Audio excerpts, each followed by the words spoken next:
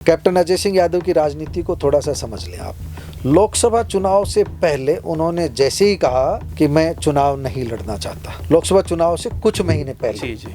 और उसके बाद जब चुनाव नजदीक आया तब उन्होंने जो कांग्रेस की थोड़ी हवा देखी तब कहा मैं लड़ना चाहता हूं। तब तक पार्टी डिसीजन ले चुकी थी। तो मेवात में दो परिवारों की राजनीति सबसे ताकतवर रही है।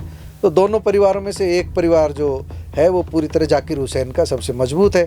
वो जाकिर हुसैन को पार्टी ने साथ ले रखा है, अल्पसंख्यक मोर्चा का राष्ट्रीय उपाध्यक्ष भी बना रखा है और वो उसी तरह की राजनीति कर रहे हैं। भारतीय जनता पार्टी को राव इंद्रजीत की जरूरत है और राव इंद्रजीत को भारतीय जनता पार्टी की जरूरत है। दोनों एक दूसरे के बिना कुछ नहीं। 2014 में भी भारतीय जनता पार्टी का प्रदर्शन अच्छा रहा था, 2019 में भी भारतीय जनता पार्टी का प्रदर्शन अच्छा रहा और जब विपरीत हालात थे 2024 में जब समझा जा रहा था कि कांग्रेस सत्ता में आ रही है, तब भी भारतीय जनता पार्टी ने चमत्कारिक रूप से बहुत शानदार प्रदर्शन किया है।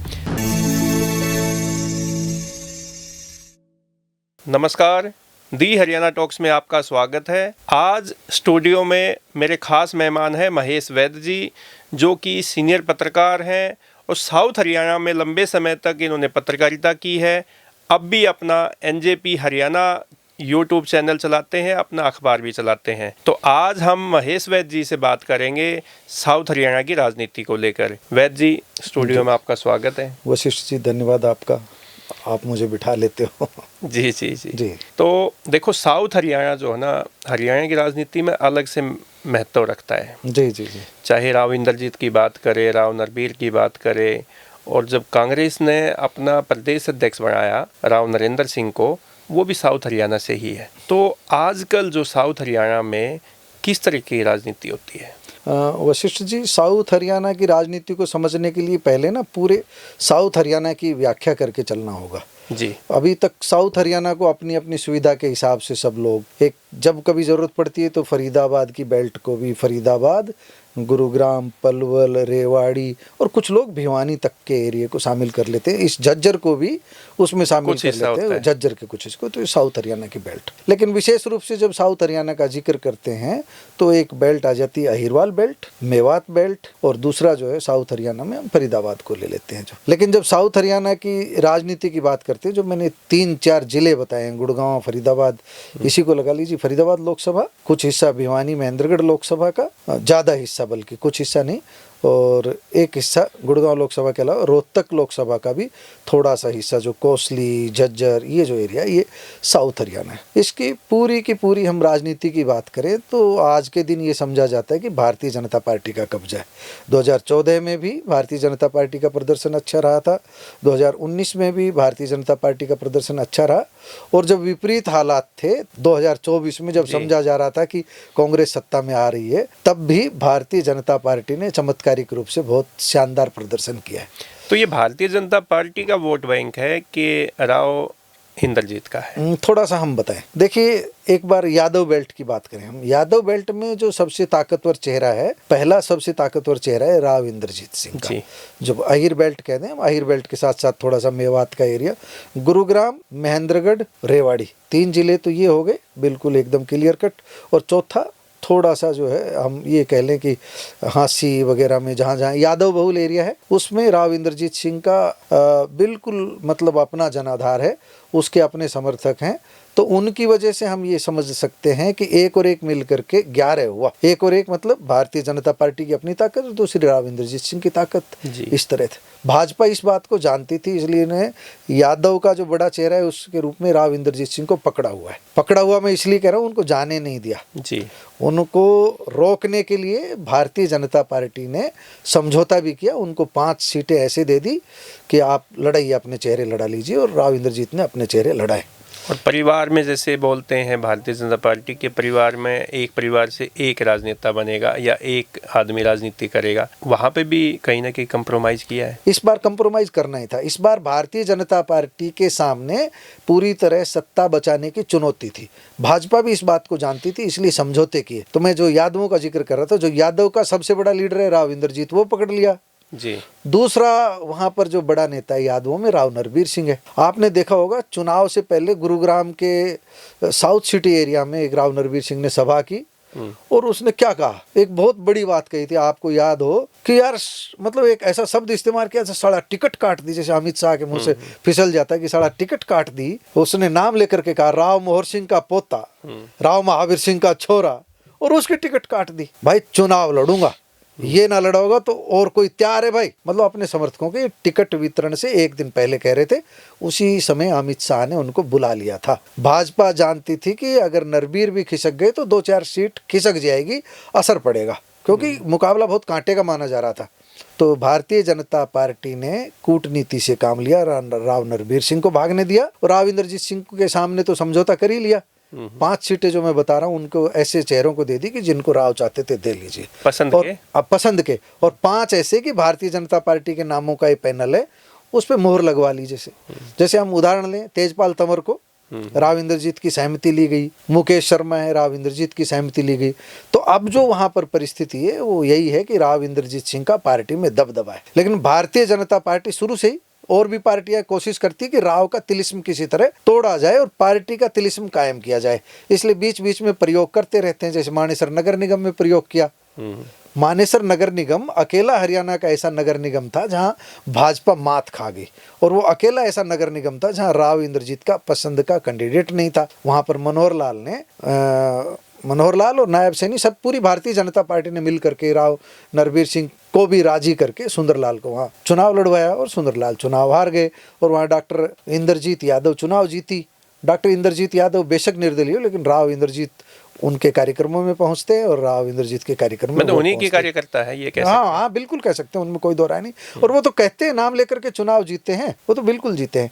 तो हम ये कह सकते हैं कि दक्षिण हरियाणा की राजनीति में आज भी वही परिस्थिति है जो 2014 में थी, कि भारतीय जनता पार्टी को राव इंद्रजीत की जरूरत है और राव इंद्रजीत को भारतीय जनता पार्टी की जरूरत है। दोनों एक दूसरे के बिना कुछ नहीं। हम ये कहें कि राव इंद्रजीत बिना भारतीय जनता पार्टी के चुनाव जीत जाएंगे, 1-2 सीटें भी नहीं आएंगी, अलग पार्टी बना करके 2-4 सीट ले लेंगे, इससे ज्यादा नहीं है। मतलब आज उस स्थिति में नहीं है कि अपने दम पे कुछ कर सके, नहीं, उस स्थिति में नहीं है। थोड़ा उम्र का भी हम असर कह सकते हैं, और दूसरा उनको जो चाहिए था वो भारतीय जनता पार्टी दे रही। उनकी बेटी को, ये हिंदुस्तान का, देश का पहला मामला है भारतीय जनता पार्टी में जहाँ पिता केंद्र में मंत्री है और बेटी राज्य में मंत्री, कैबिनेट मंत्री, और पोर्टफोलियो भी उनका आप स्वास्थ्य मंत्रालय दे रखा है उनको। स्वास्थ्य विभाग छोटा थोड़ी, बहुत बड़ा है। तो राव इंद्रजीत का ये आखिरी चुनाव मानते हैं जो 24 में लड़ा उन्होंने। उसमें एक बात पूरी करूं। दूसरी, दक्षिण हरियाणा में उधर कृष्णपाल गुर्जर है फरीदाबाद में, वो भारतीय जनता पार्टी के चोटी कट है, उसमें कोई दो राय नहीं। तो वहां भी भारतीय जनता पार्टी कोशिश करती है कि एक कृष्णपाल के जो एंटी कृष्णपाल है वो लॉबी भी थोड़ी मजबूत रहे। जैसे विपुल गोयल और बाकी जो फरीदाबाद पलवल के जो मंत्री हैं वो सारे के सारे अब एक तरह से एक तरफ है और एक तरफ कृष्णपाल गुर्जर है, लेकिन कृष्णपाल गुर्जर की अपनी ताकत है, उसको हमको स्वीकार करना चाहिए।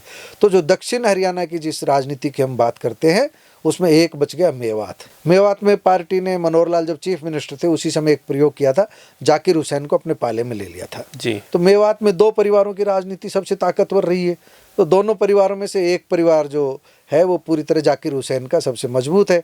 वो जाकिर हुसैन को पार्टी ने साथ ले रखा है, अल्पसंख्यक मोर्चा का राष्ट्रीय उपाध्यक्ष भी बना रखा है और वो उसी तरह की राजनीति कर रहे हैं। और मेवात में घुसने के लिए अभी राज्यसभा चुनाव का मैं जिक्र करना चाहूँगा। 2 मेव नेताओं के नाम आ रहे हैं, विधायकों के नाम आ रहे हैं जिन्होंने क्रॉस वोटिंग या वोट रद्द करना, क्या नाम आ रहा है वो आप, मोहम्मद इलियास और इजराइल। हाँ, दोनों के नाम आ रहे हैं।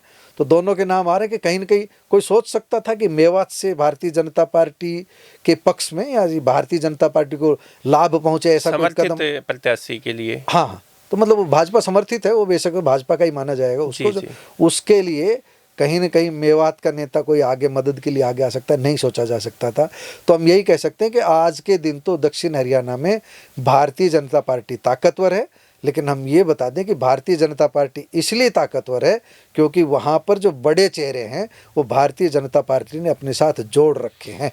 जिस दिन ये बड़े चेहरे भागेंगे उस दिन भारतीय जनता पार्टी कमज़ोर होगी। अभी तो 1 और 1 11 का गणित हल कर रखा है। अभी जैसे आपने जिक्र किया राज्यसभा चुनाव का, तो क्या ये जो 2 कांग्रेस के विधायकों ने क्रॉस वोट किया है बीजेपी समर्थित प्रत्याशी के लिए, सतीश नांदल के लिए, तो क्या अब मेवात में राजनीति कुछ पलटेगी या कुछ आपको लगता है कांग्रेस का वहाँ पे नुकसान होगा आगे? फ्यूचर में? देखो वशिष्ठ जी, चुनाव में एक दो वोट ले लेना या कुछ थोड़े ज्यादा वोट ले लेना ना, वो अलग है।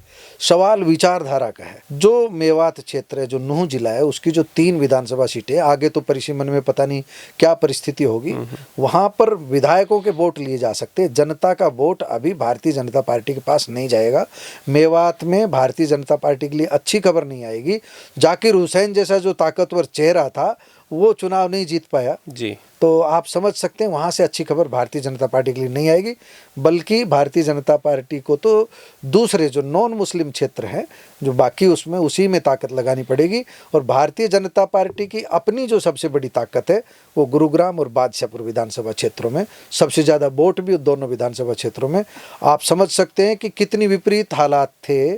कांग्रेस का जिक्र हो रहा था, तब भी 1-1 लाख से ऊपर की जो जीत, जो हम जिसको कहते हैं लोकसभा में, राव इंद्रजीत की वहीं से हुई। गुड़गांव विधानसभा क्षेत्र बहुत कम अंतर से अब की बार जीते, नहीं तो लाखों में जीतते थे पहले तो। हाँ, तो बहुत कम अंतर से। इसलिए अगर बादशाहपुर और गुरुग्राम, हम गुड़गांव विधानसभा क्षेत्र कहेंगे क्योंकि गुरुग्राम जिले का नाम है, विधानसभा क्षेत्र अभी भी गुड़गांव है। तो दोनों जगह बहुत बड़े मार्जिन से राव इंद्रजीत जीतते, इसलिए कम मार्जिन से उनकी जीत हो गई। तो ये अब की बार असर। एक और भी सवाल उठता है जनता की तरफ से कि आरती राव जो है वो उतनी एक्टिव नहीं है पॉलिटिक्स में। आप देखो, बेशक वो स्वास्थ्य मंत्री है लेकिन रोहतक में पीजीआईएमएस है, आज तक पीजीआईएमएस में उन्होंने विजिट नहीं किया है। तो क्या ये अक्षेत्र की तरह उनको बांटे गए हैं कि वहाँ कहाँ पे ज़्यादा एक्टिव होना है, कहाँ पे एक्टिव ज़्यादा नहीं रहना है? और क्या राव इंद्रजीत की राजनीतिक विरासत को संभाल पाएगी आरती राव? देखिए, जहाँ तक मेरा ख्याल है, अभी आरती राव के बारे में इस तरह का सवाल थोड़ी सी जल्दबाजी। अगर 1-1.5 साल बाद अगर हम बात करेंगे इस विषय में तो शायद मुझे जवाब देने में भी ज़्यादा आसानी रहेगी। आरती सिंह राव का काम तो परखा जाना है। अभी जब हम देखेंगे कि पंचकुला से लेकर के दक्षिण हरियाणा के बेल्ट में वो ज़्यादा एक्टिव नज़र आती है, रोहतक में आप खुद ही कह रहे हैं कि नहीं आई है जो है, तो यहाँ पर वह निष्क्रिय दिखती है। लेकिन मुझे लगता है कि उन्होंने अपना एक टारगेट फिक्स किया हुआ है कि पहले चीज़ों को समझ रही हैं, समझ करके उनको सुधार की कोशिश कर रही है 1.5 साल में। हाँ, उनको सबसे ज़्यादा मुश्किल ये आ रही है कि फैकल्टी नहीं, और उनको जो विभाग दिया गया है वो ऐसा दिया गया है, फैकल्टी कहाँ से आएगी? जो प्राइवेट सेक्टर में इतनी ज़्यादा सैलरी है डॉक्टरों की, जो सुपर स्पेशलिस्ट हैं उनको जो प्राइवेट सेक्टर में जो मिलता है सरकार सोच भी नहीं सकती, सरकार दे नहीं सकती, वो फैकल्टी पूरी नहीं हो सकती। जो मेडिकल कॉलेज बनाया है, कोरियावास का हो चाहे भिवानी का चौधरी बंसीलाल, ये जो दोनों मेडिकल कॉलेज हैं, यहाँ स्टाफ नहीं है। जो सरकार जो सोच रही थी हर जिले में एक मेडिकल कॉलेज हो जाए, अभी भी कुछ जिले बचे हुए हैं, तो फैकल्टी कहाँ से आएगी? सबसे बड़ा चैलेंज तो यही है। तो अभी जनता के सवालों से बचना चाहती है, ये कहना? नहीं, मैं जनता के सवालों से बचने के नहीं, आरती राव जनता के सवालों से बचेगी नहीं, आरती राव जवाब भी देगी। लेकिन आप ये कहें कि अभी एक कामयाब मंत्री का जो उनका रिपोर्ट कार्ड हम सामने रख दें, अभी हम कामयाब मंत्री का रिपोर्ट कार्ड नहीं रखेंगे। इसके लिए 1-1.5 साल का और समय लेंगे, तब पता लगेगा। अभी तो उन्होंने जो चीज़ों को समझ करके जो इस प्लेटफार्म पर लाने की कोशिश की है, दवाइयों की उपलब्धता, इन चीज़ों की उपलब्धता सुनिश्चित करने के लिए एक अच्छी पहल की है। स्वास्थ्य केंद्रों के स्तर पर अच्छी पहल की है। स्वास्थ्य केंद्र जो ज़्यादा संख्या में अभी बनाए जा रहे हैं, इनका बजट भी पास हुआ है। और आपने देखा होगा मुख्यमंत्री नायब सिंह सैनी ने खुद उनके काम की विधानसभा में तारीफ की है। जो और विपक्ष के नेता का एक सवाल आया था, उसके जवाब में जो है नायब सैनी ने, विपक्ष के नेता से मतलब भूपेंद्र सिंह हुड्डा नहीं, विपक्ष के कोई नेता थे, उनका मैं नाम नहीं ध्यान है मुझे, तो उन्होंने एक सवाल किया था, उसके जवाब में नायब सिंह सैनी खुद खड़े हुए। तो जब आप देखेंगे स्वास्थ्य संस्थाओं की संख्या का वो अच्छी मिलेगी, शिशु मात्र मृत्यु दर का आंकड़ा अच्छा मिलेगा, और दूसरे जो हम देखें उस चरण में वो सारी चीज़ अच्छी मिलेगी। लेकिन सबसे कमज़ोर मिलेगा फैकल्टी के मोर्चे पर, और यही आरती राव के लिए सबसे बड़ी चुनौती है। और अगर इस चुनौती को आरती राव पार नहीं कर पाई, इस चुनौती से नहीं निपट पाई, तो स्वास्थ्य विभाग उनके गले की हड्डी बनेगा। तो कैप्टन अजय सिंह यादव की राजनीति को कैसे देखते हैं? कैप्टन अजय सिंह यादव की राजनीति को थोड़ा सा समझ लें आप। लोकसभा चुनाव से पहले उन्होंने जैसे ही कहा कि मैं चुनाव नहीं लड़ना चाहता, लोकसभा चुनाव से कुछ महीने पहले, जी। और उसके बाद जब चुनाव नजदीक आया तब उन्होंने जो कांग्रेस की थोड़ी हवा देखी, तब कहा मैं लड़ना चाहता हूं। तब तक पार्टी डिसीजन ले चुकी थी। कैप्टन अजय सिंह यादव बड़ी भूल कर गए। दूसरी बात है, कैप्टन अजय सिंह यादव आज भूपेंद्र सिंह हुड्डा के साथ हैं और कल भूपेंद्र सिंह हुड्डा के खिलाफ बयान दे रहे हैं। यानी उनकी जो दोहरी नीति है वो उन्हें एक ढुलमुल रवैया अपनाने वाला नेता सिद्ध कर गई। तीसरी बात यह है कि उन्होंने जब हम कहें कि जो गुड़गांव लोकसभा क्षेत्र में जब चुनाव की बात आई, उस समय जब पैरवी करने शुरू हुई तब तक बहुत देर हो चुकी थी, लेकिन उन्होंने विधानसभा चुनाव में भी अपने बेटे को जीत नहीं दिला पाए। जब खुद का बेटा चुनाव नहीं जीत पाया चिरंजीवी राव, तो आप बेशक कहते रहे कि वोट चोरी, लेकिन वो चमत्कार जमीन पर दिखना चाहिए। मान लीजिए वोट चोरी हो गई होगी, बीजेपी ने ऐसे काम कर दिए होंगे कि जो नहीं करने चाहिए, अनैतिक हथकंडे अपना लिए होंगे, एक तरफ से मान लेते हैं, फिर भी कम अंतर से जीत जाते, कम अंतर से चुनावी हार हो जाती। कैप्टन अजय सिंह यादव की टिकट पर कैंची चलना, चिरंजीवी राव की हार होना, और एक बड़ा कारण ओबीसी विभाग के राष्ट्रीय चेयरमैन होते हुए ओबीसी विभाग को झुंझुना बताना और फिर उसको छोड़ने की पेशकश करना, तो हाईकमान ने छीन लिया। फिर छीनते ही उनकी राजनीति कमजोर पड़ी। ओबीसी के राष्ट्रीय अध्यक्ष के रूप में अगर वह काम करते रहते तो कांग्रेस में एक बड़ा प्लेटफार्म उनके लिए तैयार रहता, और कांग्रेस में आज अध्यक्ष राव नरेंद्र की जगह कैप्टन अजय सिंह यादव होते या उनके बेटे होते, अगर वे ओबीसी के चेयरमैन के पद से त्याग पत्र नहीं देते। कारण क्या है, मैं एक मिनट में, कि कांग्रेस का पूरा ध्यान दक्षिण हरियाणा, विशेष रूप से अहिरवाल बेल्ट का है। कांग्रेस का अध्यक्ष राव नरेंद्र वो नारनौल से हैं, महिला कांग्रेस की जो अध्यक्ष बनाई गई है परल चौधरी वो वहीं से है, और जो युवा मोर्चा का अध्यक्ष है वो गुड़गांव से है, सुखबीर के बेटे, अरे वो निशित कटारिया वो गुड़गांव से है। तो मतलब गुड़गांव, रेवाड़ी और महेंद्रगढ़, तो इसी बेल्ट में जो पूरे तीनों महत्वपूर्ण पद दिए हुए हैं। और एनएसयूआई की बात करें वो भी कोसली से है जो जी, तो सारा का सारा इधर ही दे रखा है, पूरा जोर यहाँ पर है। और अभी जो अंबाला से लिया है राज्यसभा में, अभी जिनको भेजा है करमवीर बौद्ध को, तो पार्टी का जो पूरा का पूरा ताकत है दक्षिण हरियाणा को कब्जे में करने की है। और दक्षिण हरियाणा को कब्जे में इसलिए करना चाहती है क्योंकि भारतीय जनता पार्टी वहाँ मजबूत है, और मजबूती की वजह मैंने बता दी। जो भी बड़े नेता हैं वो सारे पकड़ रखे हैं, विपुल गोयल भी अपने साथ जोड़ रखा है, कृष्णपाल गुर्जर भी अपने साथ जोड़ रखा है, यानी दोनों प्लेटफार्म दे रखे हैं। जो राव इंद्रजीत सिंह विरोधी वो राव नरबीर के पास चले जाते हैं, जो राव नरबीर के विरोधी वो राव इंद्रजीत के पास चले जाते हैं, यानी चित्त और पट दोनों भारतीय जनता पार्टी की है। और कांग्रेस के पास अभी रूट लेवल की टीम तैयार नहीं हुई है। राव नरेंद्र सिंह के अध्यक्ष पद संभालने के बाद दक्षिण हरियाणा में जिला अध्यक्ष बन गए, हरियाणा में जिला अध्यक्ष बन गए, लेकिन अभी बूथ स्तर पर इकाइयां गठित नहीं हुई है, ब्लॉक स्तर पर भी इकाइयां गठित नहीं हुई। यही कांग्रेस के लिए अभी बड़ा नुकसान है। तो क्या मानते जो कांग्रेस ने ये एक्सपेरिमेंट किया है राव नरेंद्र को प्रदेश अध्यक्ष बना के, वो कांग्रेस के लिए उतना फलीभूत नहीं है दक्षिण हरियाणा में? क्या वोट बैंक बढ़ा है पहले से? Something is better than nothing. Congress के पास वरिष्ठ नेता के रूप में राव इंद्रजीत कांग्रेस छोड़ चुके थे, राव नरबीर सिंह कांग्रेस छोड़ चुके थे, एक समय तो कांग्रेस में ही थे ना। तो अभी जो नेता जो बचे हुए थे, कैप्टन अजय सिंह यादव की उम्र थी थोड़ी सी ज़्यादा, और उनको बनाना भी नहीं चाहते थे क्योंकि ओबीसी का चेयरमैन बना रखा, तो उन्होंने खुद ही पेशकश की थी। हालांकि बाद में वो पछता है और वो अपनी गलती भी मानते हैं इसे। तो बच कौन गए थे? जो राव नरेंद्र बच गए थे जो। तो राव नरेंद्र की तो एक तरह से लॉटरी खुली है। राव नरेंद्र के सामने मुश्किल ये है कि अभी उनको वरिष्ठ नेताओं का साथ नहीं मिल रहा है, ना राव दान सिंह उनके साथ है, ना कैप्टन अजय सिंह यादव उनके साथ है। लेकिन आम कार्यकर्ता धीरे धीरे कांग्रेस से जुड़ने शुरू हुए हैं, लेकिन अभी उस संख्या में नहीं जुड़ रहे हैं जिस संख्या में भारतीय जनता पार्टी से मुकाबला किया जा सकता। तो राव नरेंद्र पे हाथ किसका है? राव नरेंद्र पे अभी हाईकमान का सीधा हाथ हम कहेंगे। राव नरेंद्र अभी सबकी पसंद है, हम ये नहीं कह सकते कि वो किसकी पसंद है, लेकिन अंततः राव नरेंद्र को भी ये स्वीकार करना होगा कि भूपेंद्र सिंह हुड्डा कांग्रेस में एक ताकत है। उनके बिना कांग्रेस हरियाणा में पनप नहीं पाएगी। इसलिए भूपेंद्र सिंह हुड्डा कांग्रेस की मजबूरी है, लेकिन भूपेंद्र सिंह हुड्डा का ही फेस आगे किया गया, डिसेंट्रलाइज नहीं किया गया पावर्स का, तो अकेले भूपेंद्र सिंह हुड्डा भी पार्टी के लिए नुकसानदायक होंगे। भूपेंद्र सिंह हुड्डा को भी समय रहते सोच लेना चाहिए कि व्यक्ति केंद्रित राजनीति को छोड़ करके राजनीति का डिसेंट्रलाइज करें और सभी को साथ ले, अन्य वर्गों को, जाट वर्ग के अलावा, किसान वर्ग के अलावा सभी वर्गों को साथ लेना होगा, तब जाकर के राजनीति चमकेगी। क्या भूपेंद्र सिंह हुड्डा, दीपेंद्र सिंह हुड्डा का प्रभाव दक्षिण हरियाणा में है? भूपेंद्र सिंह हुड्डा का, दीपेंद्र सिंह हुड्डा का अपना प्रभाव नहीं है। अपना, मैं शब्दों को इस्तेमाल व्यक्तिगत रूप से यादव बेल्ट में भूपेंद्र सिंह हुड्डा के दौरे नुकसानदायक माने गए।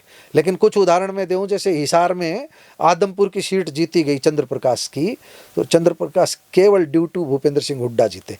हुड्डा का जो वोट बैंक था, जिसको जाट वोट बैंक हम कह सकते हैं, किसान वोट बैंक कह सकते हैं, वो थोक के भाव चंद्र प्रकाश को मिला, तब चंद्र प्रकाश की जीत हुई। और उनका खुद का ओबीसी का चेहरा होना, तब उनकी जीत हुई। अहिरवाल बेल्ट में जाते हैं तो यादवों में एक मलाल है, यादव बेल्ट में, कि भूपेंद्र सिंह हुड्डा को सत्ता क्यों दी जाए।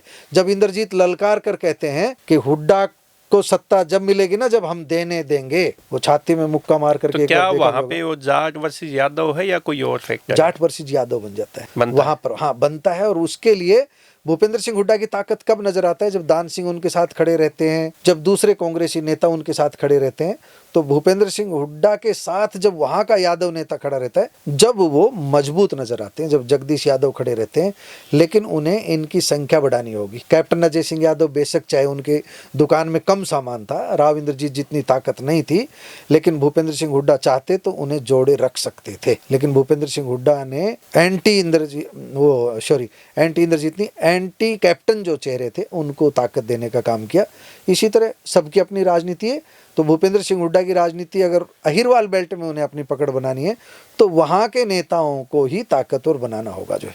तो दोस्तों, आज हमने दक्षिण हरियाणा की राजनीति को समझने का प्रयास किया। महेश वैद्य जी ने बहुत ही बारीकी से दक्षिण हरियाणा के बारे में बताया कि राजनीति में कौन नेता का प्रभाव, किस नेता का प्रभाव है, किस नेता का प्रभाव नहीं है, और आगे राजनीति दक्षिण हरियाणा में कैसे होने वाली है। आपको ये डिस्कशन जो है हम दोनों की जो लगी, वो कैसी लगी, अपना कमेंट करके अपनी राय हमें ज़रूर दें।